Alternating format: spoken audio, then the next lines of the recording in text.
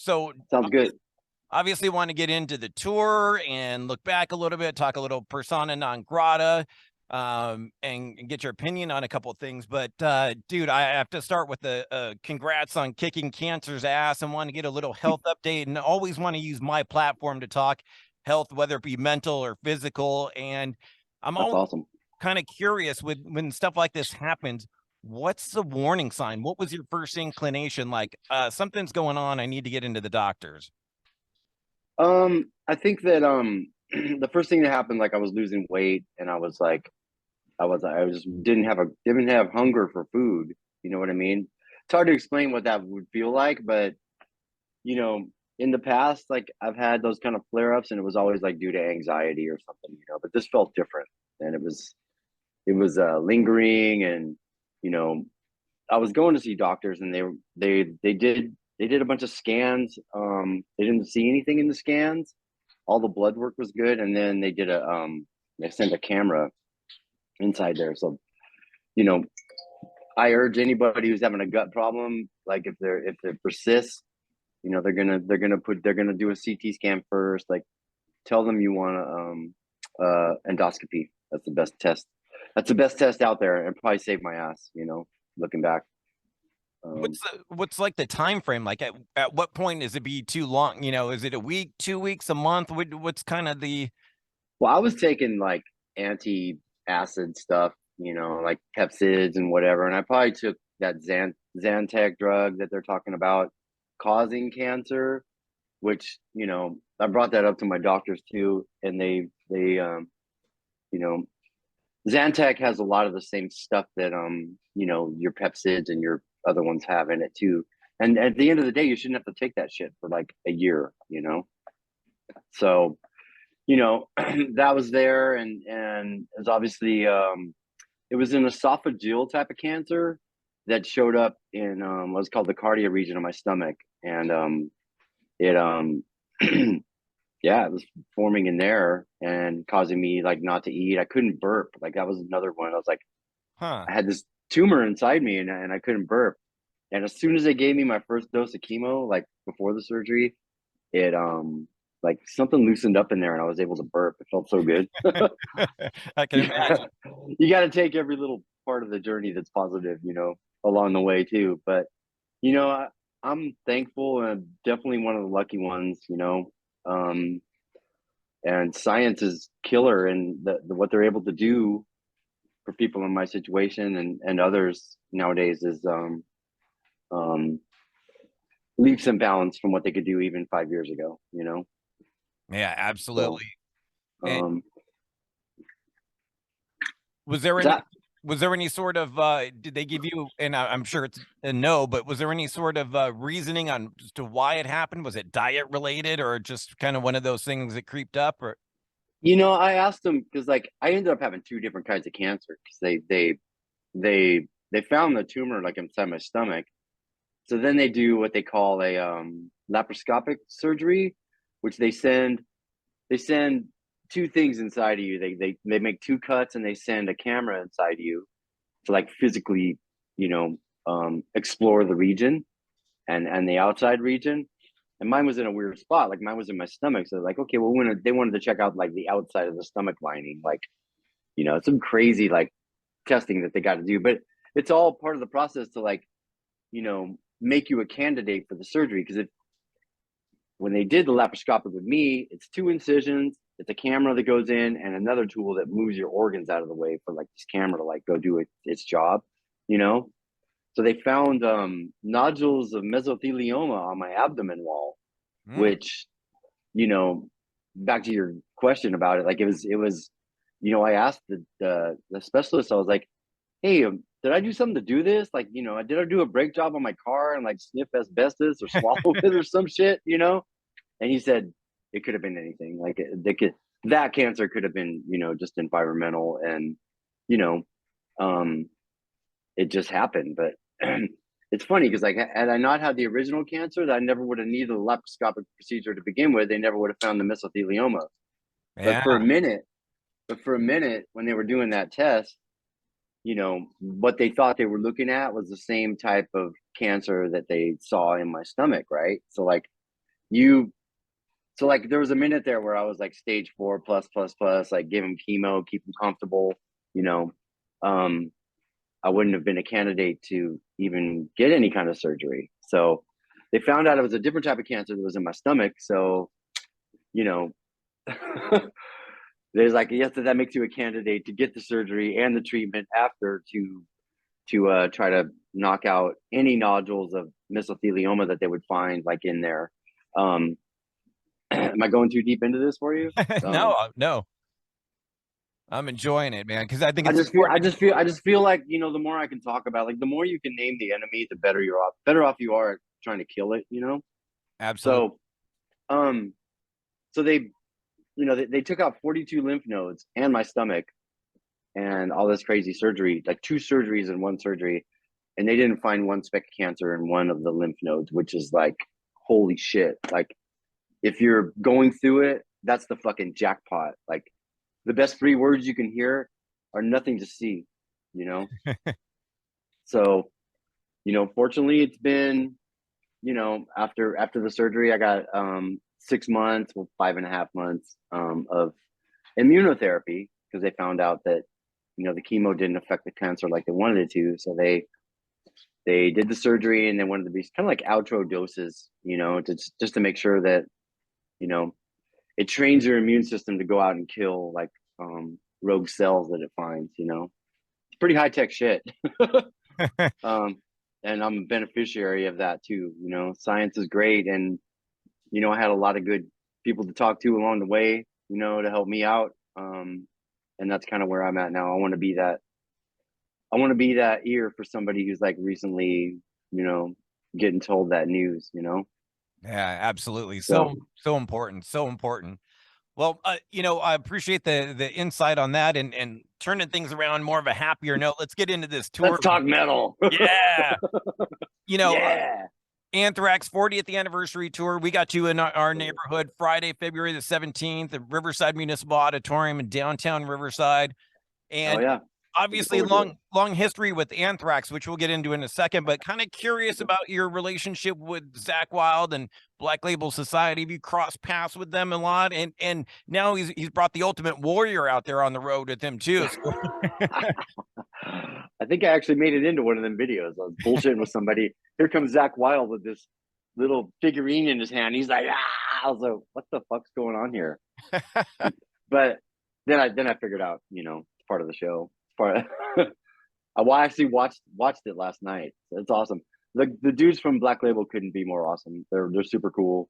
Um, you know, they have a little lounge behind one of the amplifier walls that everybody kind of kicks back in, you know, during our set and their set. And yeah, lots of good vibrations. And yeah, it's super fun. We're having a blast. Dude, we're man, lucky people. We get to wake up and go play music in the world every day. How awesome is that, you know? yeah, super awesome. And I Yeah. imagine longtime old Anthrax friends and family. And I never really thought about it until you guys pairing up together, but you kind of feel like the east and west coast of each other. Certainly thrash metal bands, but with the sense of humor. Yeah. You got to be able to laugh at yourself, dude. I mean, and not take it too seriously. You know, we got we got dark songs too, but you know, you kind of gotta be able to make fun of the world, even if it's, you know, um, just bashing anybody or just talking shit, basically. um, but they're a great band and they're super super old friends of ours, and we've been touring together since I dare say we weren't even all men yet, and we were on tour together. So, you know, it's it's so incredible to like be able to share that journey, part of that journey again at this stage, you know what I mean? Versus that stage. Like they're two pretty much different animals, but we're all the same people. But man, the fact that we're able to still like it's 2023, dude. I think we toured with them in '87. That's a long time ago. Wow. Um, so I think, you know, we're both fans are fortunate to, you know, have had a longevity and, you know, stick to itiveness that keeps the shit going. You guys have never done the anniversary card yet. Now you haven't done the anniversary tour. Is that something you would do? We did do a little bit of like 35th anniversary of Bonded by Blood. We were playing like bonded sets out there for a while. With the As re-record? far and our 40th has come and gone. So um we'll be I mean we have to celebrate 45, I guess, when that comes around. Yeah, for something. Need to honor it some way, somehow. Yeah. I mean, it's kind of cool to enjoy that longevity, you know? Absolutely. Saw you guys last year, last spring on the Bay Strikes Back tour and talk about old friends. I mean, that must have felt like putting on a pair of old sneakers going out with Testament and Death Angel, the Bay Area thrash bands. It's amazing. I mean, especially, that tour has been through so much, like crazy storms on a boat to, you know, the COVID. OG coronavirus, trying to take some of us out. Um, so yeah. And who knows, maybe that'll happen again sometime down the road. We'll see. Yeah, I was going to say, I could imagine it'd be real easy to fall in that trap of just going out with your friends all the time and constantly doing that tour over and over again and taking it in different parts of the world. But you got to mix it up too at some point. Exactly. And we just got off a South American run where we played like, a good solid hour, 40 minutes. And that felt good too, to just, you know, go through the catalog a little bit, maybe pull out a couple of deep cuts that you haven't played for a while, and put those songs out there again and play them live, and it's fun. So we just played 45 minutes on this one, but it's killer. It's a brutal 45. It's like bam, bam, bam, bam, bam. Oh, you tired? Bam, bam. So Relentless. it is. There's only a couple of chuggers in there. The rest of them, it's like it's kind of a blast, and then it's a blur, and then it's over, and you're like, damn, that was heavy. What happened? I was going to ask with the catalog and the 45-minute set. I mean, how many of the Persona non grata tunes are you fitting in, which was an incredible album, by the way. Thank you. Thanks a lot, dude. We had a lot of fun making that music. We do, because it's kind of old school, Exodus and Anthrax. So we do two off the new record, and then we kind of like jump around a bit. And then there's 4 bonded songs, or 4 or 5. So um, it's easier to cram the old ones in there because they're short. Right. Some of the later ones are kind of you know, they're kind of like a journey in one song, which I love playing them too, but we're not headlining, so we just gotta, go out and give them 45 minutes of brutal, and then yeah, and then we get to watch Zach and then Anthrax go to work. Now it's a pleasure to watch them all work. I had 2 questions for you about Persona non grata. First and foremost, my favorite tune on the album is your tune, The Years of Death and Dying. And I understand that you wrote that one. Yeah, I did. That one started like as a poem, and it was around, I think, the end of 2016. All these, we had a wave of like, legends that died, and it started with Glenn Fry, and then David Bowie. Anyway, all these legends started falling, so I just started writing a poem, and then I told Gary about it, and he's like, that's awesome. He's like, keep going. So I started writing them, and now I don't know what's going on, but like after this journey of cancer and COVID and craziness, like I got a bunch of stuff that I'm writing now, whether it's for Exodus or other stuff. I don't know. I just can't stop the flow. That's So great. You got to lean into it. And I was almost surprised you didn't sing that one because it used to be the singer of Exodus back in the day at one point. wow, you did some homework, bud. Yeah. um, yeah, it was the music was easier. I don't think I could sing like The Beatings Will Continue and play drums at the same time. I'm pretty wrapped up in the cockpit of drumming at that point. That speaking of that song, that was another song I wanted to bring up too, because the very beginning of the song is the countdown 1, 2, 3, 4, which is usually done by the drummer, by you, but that doesn't sound like your voice. Whose voice is that doing that countdown? That's actually some friends of ours. They were like cleaning out their shit, and they like gave me a just a little 4-pad Yamaha thing. It had like drum sounds on it, And when we were writing Persona, you know, Gary and me would jam all day, like in my studio, and then we would go in my house, and he would pick up an acoustic because we just had guitars laying all over the place. So like inspiration was pretty awesome to find. Like it was always out there. Anyway, it also had this thing 1, 2, 3, 4. So I just hit it, and I told our engineer, I'm like 1, 2, 3, 4, 1, 2, 3, 4, 1, 2, 3, 4, because he originally had it as just 1, 2, 3, 4, 1, 2, 3, 4, and I'm like, no, I want this. And like the guitar players were away; they were down in the Bay for that week. So like we kind of like in the middle of them doing lead tracks and rhythm tracks, like they all needed a break, so they went home. So I'm like, shit. Well, me and the engineer are still here, so like that's when we went and did that, and we did the ending part of Lunatic Liar Lord, all the percussion stuff. We did all that, Had a couple whiskey sodas and just said, all right, let's go mess around with djembes and stuff. It was pretty fun. Love it, man. Love it. But And dude, one other thing I wanted to get with you about is we're one of those old school stations. We do mandatory Metallica every night at 10 p.m., which you're going to be a part of. So I'm dying okay. to know if you could tell the old story about you meeting Kirk Hammett back in the day. Um, it was kind of just, you know, I showed up.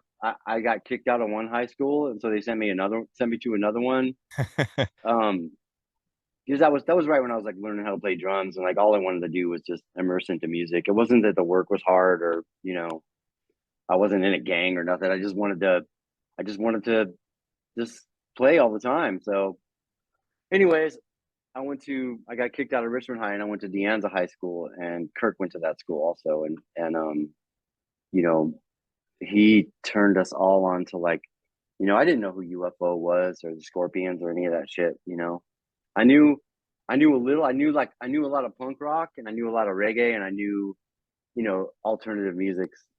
But I didn't know about UFO and all that stuff.